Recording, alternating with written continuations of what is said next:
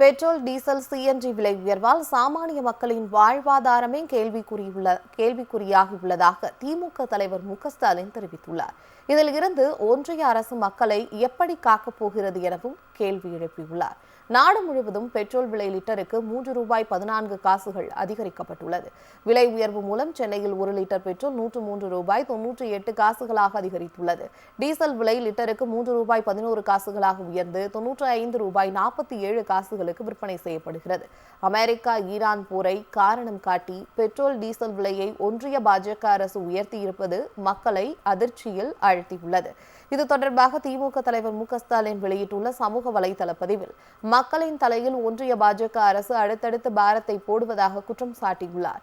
ஏற்கனவே வணிக பயன்பாட்டுக்கான சிலிண்டரின் விலையை உயர்த்தியதால் அனைத்து பொருட்களின் விலையும் ஏறிவிட்டதை குறிப்பிட்டுள்ள திமுக தலைவர், அறிவிக்கப்பட்டிருக்கும் பெட்ரோல், டீசல், சிஎன்ஜி விலை உயர்வால் சாமானிய மக்களின் வாழ்வாதாரமே கேள்விக்குறியாகியுள்ளதாக தெரிவித்துள்ளார். இதில் இருந்து ஒன்றிய அரசு மக்களை எப்படி காக்கப் போகிறது என்றும் அவர் கேள்வி எழுப்பியுள்ளார். பெட்ரோல், டீசல், சிஎன்ஜி விலை உயர்வால் சாமானிய மக்களின் வாழ்வாதாரமே கேள்விக்குறியாகியுள்ளதாக திமுக தலைவர் மு.க.ஸ்டாலின் தெரிவித்துள்ளார். இதில் இருந்து ஒன்றிய அரசு மக்களை எப்படி காக்கப் போகிறது எனவும் கேள்வி எழுப்பியுள்ளார். நாடு முழுவதும் பெட்ரோல் விலை லிட்டருக்கு ரூ. 3.14 அதிகரிக்கப்பட்டுள்ளது. விலை உயர்வு மூலம் சென்னையில் 1 லிட்டர் பெட்ரோல் ரூ. 103.98 அதிகரித்துள்ளது. டீசல் விலை லிட்டருக்கு ரூ. 3.11 உயர்ந்து ரூ. 95.47 விற்பனை செய்யப்படுகிறது. அமெரிக்கா ஈரான் போரை காரணம் காட்டி பெட்ரோல், டீசல் விலையை ஒன்றிய பாஜக அரசு உயர்த்தியிருப்பது மக்களை அதிர்ச்சியில் ஆழ்த்தியுள்ளது.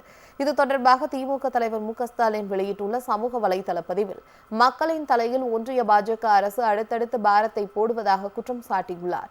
ஏற்கனவே வணிக பயன்பாட்டுக்கான சிலிண்டரின் விலையை உயர்த்தியதால் அனைத்து பொருட்களின் விலையும் ஏறிவிட்டதை குறிப்பிட்டுள்ள திமுக தலைவர், அறிவிக்கப்பட்டிருக்கும் பெட்ரோல், டீசல், சிஎன்ஜி விலை உயர்வால் சாமானிய மக்களின் வாழ்வாதாரமே கேள்விக்குறியாகியுள்ளதாக தெரிவித்துள்ளார். இதில் இருந்து ஒன்றிய அரசு மக்களை எப்படி காக்கப் போகிறது என்றும் அவர் கேள்வி எழுப்பியுள்ளார்.